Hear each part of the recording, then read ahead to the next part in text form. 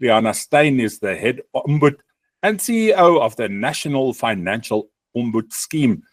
Since its launch on the 1st of March this year, the NFO has made a significant impact. In just 9 months since the launch, you've already returned over 161 million rand to consumers. Good morning, Reana. Welcome. The NFO brings together several long-standing ombudsman schemes into one body, which must make it easier for consumers to seek a resolution. Can you explain how this integration benefits the public, particularly those with complaints against banks or insurers? Good morning, Tinus and Jacques. Yes, thank you for the invitation. I think maybe just to start off telling you that this integration, or the amalgamation as we call it, of 4 separate ombud schemes, we think it's making it easier for the South African public because, you know, we used to all go out onto radio and in the print media trying to educate consumers about their rights and about the fact that they have access to a free redress system, which is the Ombud scheme, if they've got any issues. But, you know, there were 4 of us giving this message, you know, and each one says, well, we only do this. And then also people who didn't know who to phone, and we would send them, you know, from the one end to the other end. So now, as long as they have a financial issue, they can contact us and we will decide which department to send them to. So obviously it makes that much easier. It gives them a better experience if they should have different complaints, you know, like a banking complaint one year and an insurance complaint the next year. The companies were quite different and they could maybe feel that, these ombud schemes do things very differently. Now that won't be the case. And, you know, also consumer education, you know, as a bigger organization, we were 4 relatively small organizations. You know, the one scheme were only 14 people, 20 and 30. But as one big organization, you know, we've just got more resources now to go out to the public and try and educate them about our existence and also about their rights. So I think the one scheme definitely makes more sense in the South African context. Reana, definitely does. Yeah, you know, the Ombud has been around for some years. And how, from your perspective, how does the whole regulating environment, and, you know, specifically pertaining to the financial sector, how do we weigh up against our global peers from your angle? You know, from where I'm standing, you know, and I'm no expert on the entire international scene, is that our financial industry is very heavily regulated. And I think mostly very compliant. I mean, if you look at our big insurance companies, the big banks, the big credit providers, they all take compliance very seriously because of, you know, if they get it wrong, the fines and also the reputational risk is you know, massive. And also since the establishment of the FSCA, the Financial Sector Conduct Authority, they've done a lot. First of all, they benchmarked against international regulators. They've introduced numerous new laws and regulations, which these financial industry has to comply with. And all of it is geared towards looking after consumers. And they are being investigated all the time. You know, the regulators are doing mystery shopping. They are in the organizations doing inspections and telling them what they should and shouldn't do. And they also receive complaints from consumers. You know, so out of those complaints, they say, oh, you know, there's a problem with this one. They're not doing this right. Because even on social media, they even track social media complaints about the institutions so that they can regulate them and get them to do the right thing. So I think our industry is very well regulated and compared to the best in the world. Reana, the festive season is around the corner. This is often a time when people make financial decisions that could lead to trouble down the line. We just had the Black Friday or Black November in South Africa. What are some of the most common issues consumers face when insurance products are looked at during this time, and how can they avoid them? Well, I think Black Friday, as you mentioned, is all about shopping. You know, so it's really about people being enticed, so to speak, to spend their money. And yes, there are really very good deals. Let's make no mistake.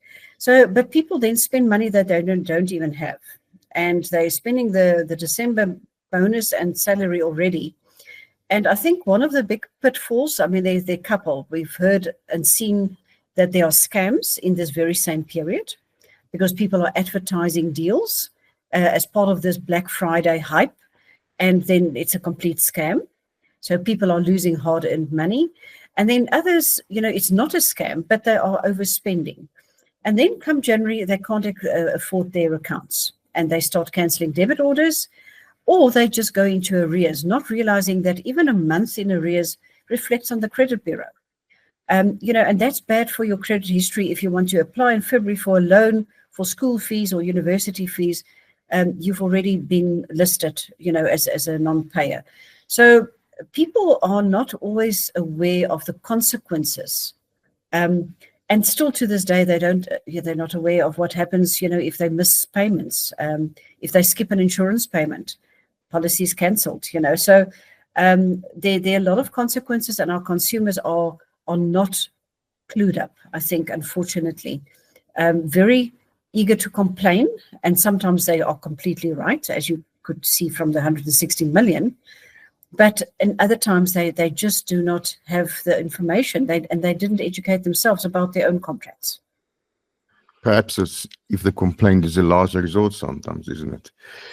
Correct. But, sometimes they are right. So I think let's make no mistake that 160 million, there was something wrong. And, it's only through our intervention. The consumer would have cried. And it's because of our intervention and because of a team of legal experts in our office that we managed to convince, whether it's a bank or insurance company, credit provider, that there was something wrong and they should be paying or readjusting or recalculating or whatever it is. Yeah. We've not spoken about, you've mentioned the risks of overspending and relying on credit during specifically the holiday period. How does the NFO assist consumers with credit-related complaints specifically? And what tips do you perhaps have for managing those finances during the festive season? Well, let's see how do we assist with credit-related complaints. So credit-related can be whether it's a clothing account, a furniture account, any account is credit. And also in the bank, so you have credit providers who are not banks, typical retailers. And then also you have the banks who also give credit. Not all bank products are credit products, but most of them are.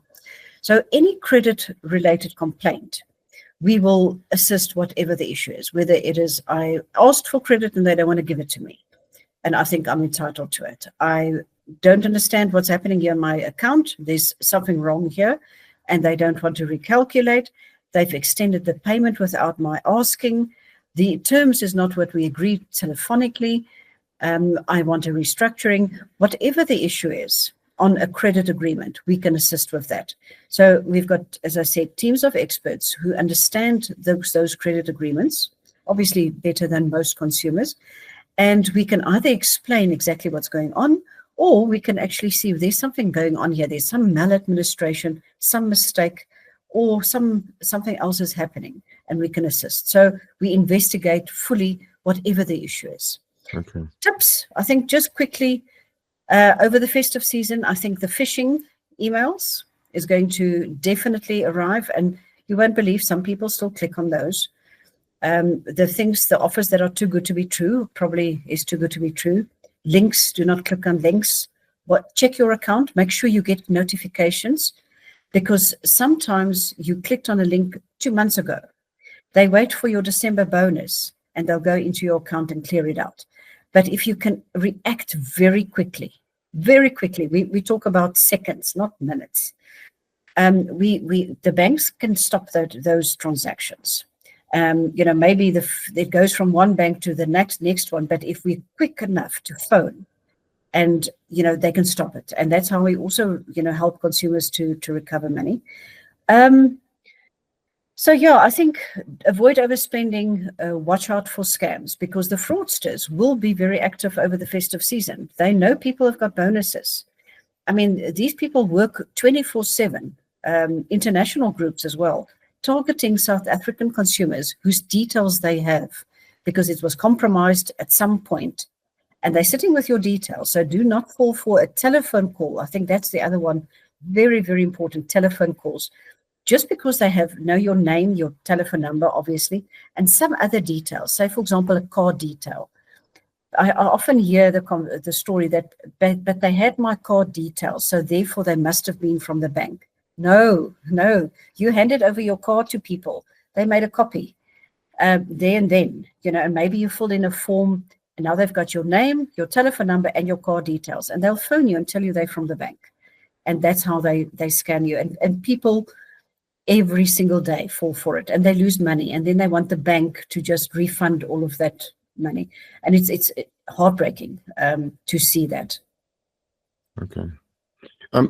What is the NFO's relationship with insurance companies? I think you've mentioned a bit earlier the question about the investigations are ongoing, and there are standards that we have within the industry with regards to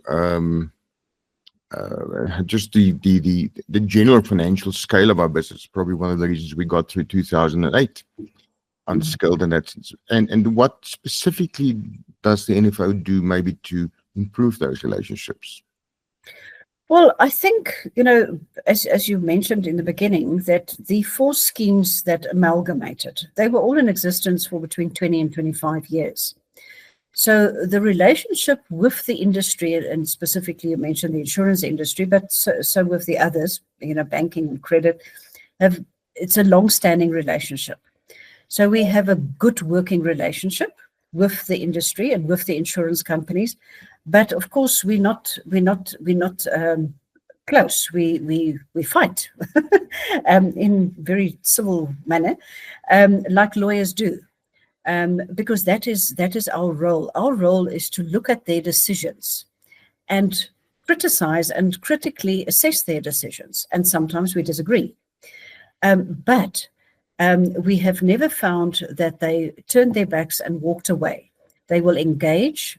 If they don't agree with what we write to them, we will sit down in a meeting. We will call people to a boardroom, and we will resolve the matter. So they understand our role. They understand the function we perform as this independent middleman trying to enforce fairness. And they respect our decisions. So I think from my side, we certainly see that they comply. I mean, make no mistake that there are many, many, many decisions that they've made, thinking that they were correct, that we overturn. And they comply with what we then write, as long as, obviously it's reasoned and it's, they can't fault it. But then sometimes it's escalated, so it's escalated higher up, and we still come to a final outcome amicably. And the next day we carry on. So I think the relationship is good, but it's of course not untoward close relationship, because we play this role of almost an adversary, but sort of a friendly one, I think. Anna, thank you very much. That's great. I love the last answer. Maybe just finally, before we finish the interview, how do people get in touch with you when they do have a problem? Is your website the best option? The website, yes. So if they Google, they will find us on the website. So NFOSA. So even though we call ourselves the NFO, National Financial Ombud Scheme, NFOSA is really the sort of the official in our email address there. So there's an info inbox that's manned. We receive thousands of mails. So info@nfosa.co.za. We also have a very large call center, which really I hope is very good. So, and it's 0860 800 900. It's an easy number to remember. And then, of course, there is the website where there's a complaint form, and you fill it in, you say click, and it arrives on our side. So we try and make it easy for consumers to reach us and to log complaints. So it's really, and even if people don't have money and they don't want to, sort of hold on for a call center, they can ask us to phone them back. So we will do that. If somebody says, you know what, I don't have a lot of airtime, can you please phone me so that we can have this long conversation? We'll phone you back. Thank you so much for your time today, Reana. I realize you're busy. It's been great having you on the show. It's an important interview to have on our show. And we know our listeners will take your advice, hopefully all of your advice, to heart as we head into the festive season. That was Reana Steyn, Ombud and CEO of the National Financial Ombud Scheme.